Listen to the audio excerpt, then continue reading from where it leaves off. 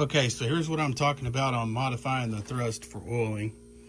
So basically, what you want to do is, the crank rotates clockwise, correct? So what we want to do is create a little chamfer right here that comes to the back here, where your converter's putting pressure against the back of the thrust with your crankshaft.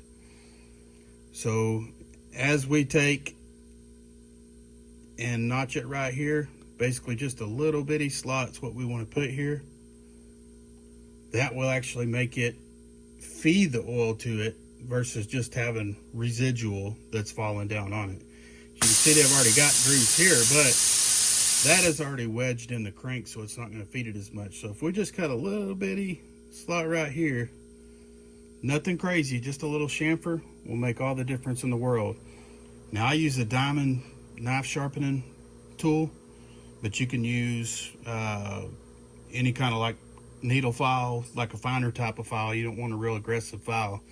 We want to sweep away like this whenever we do it.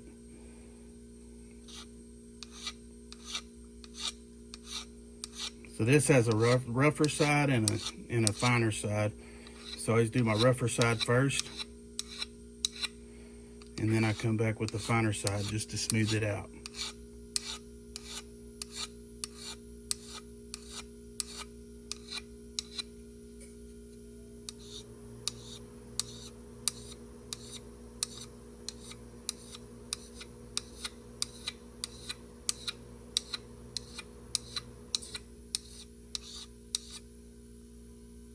Okay, so you see the shiny little area on it there? Right there, rolling around. So now as that crank rotates, it's going to feed it. Of course, this is the upper bearing, so it's going to be like this, with that going to the back. But you get the principle of it. And on the back of it, you'll have uneven coating sometimes. It's not too bad on these ACLs, but the Kings, I do see it a lot more blotchy on there. So that's when I take a parts washer, but you can use soapy water and do the same thing. Cut this on. Take a little Scotch-Brite pad. And it's kind of hard to do on these bearings, but what I like to do is try to do like a angled pattern evenly all the way around, then change the angle evenly all the way around where you get the same kind of takeoff to it, but it's, like I said, on a thrust bearing, it's not easy to do. And I just keep it lubricated and just lightly. That way, if there's anything on it, you're just lightly taking it off.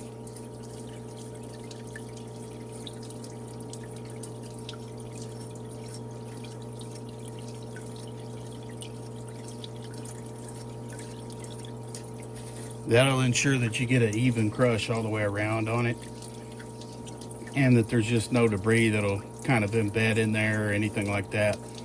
So you get a hair more clearance out of it, just getting rid of that stuff, and then it's going to be more concentric all the way around by getting rid of that coating. So now you can see I got most of that stuff off of there. Nothing real thick that's going to change the thickness. If you had a thickness mic, you could check it with that, which I have that ability. But so now we've done that side. Now on this side, all we're doing is cleaning it with our thumb like this, real light and easy. Just make sure there's nothing kind of on the surface, to clean it off real good. And then you'll take after that, blow it off with an air hose, and make sure it's good and dry. And then you can put you some oil on it, or if you got assembly lube, put you some assembly lube on it. But that Schaefer's 20W50 micron moly, it has moly in it anyway, so if you want to use some of that, put it on your bearing real good on both sides, and then roll them back in there, and you'll be good to go there. Then what you're going to want to do is check your end play on it. You want the end play to be 7 thousandths. If it's a little bit more than 7 thousandths, that's okay. But if it's less than 7 thousandths, that's not okay. So what you'll do is take, like, let's say this is the back side of the bearing. You'll take the front side of the bearing with a flat sanding block with a really light sandpaper, like 1,000 grit, something like that, And if you can wet sand it, that's even better. You get the wet sanding kind.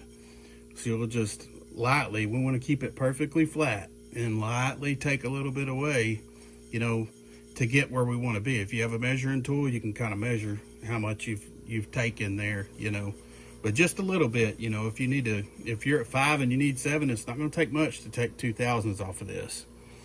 So then once you do that, clean it all up like we did here, and then you're going to lubricate it, put it back in, and check that in play again and make sure you at least have 7/1000, because if you don't, then it's going to promote wear prematurely on it, and it's not going to last. So, but yeah, that's pretty much it on that, and I'll do you some more videos on some other stuff as we go here, but I wanted to get that done for you. Thanks, man.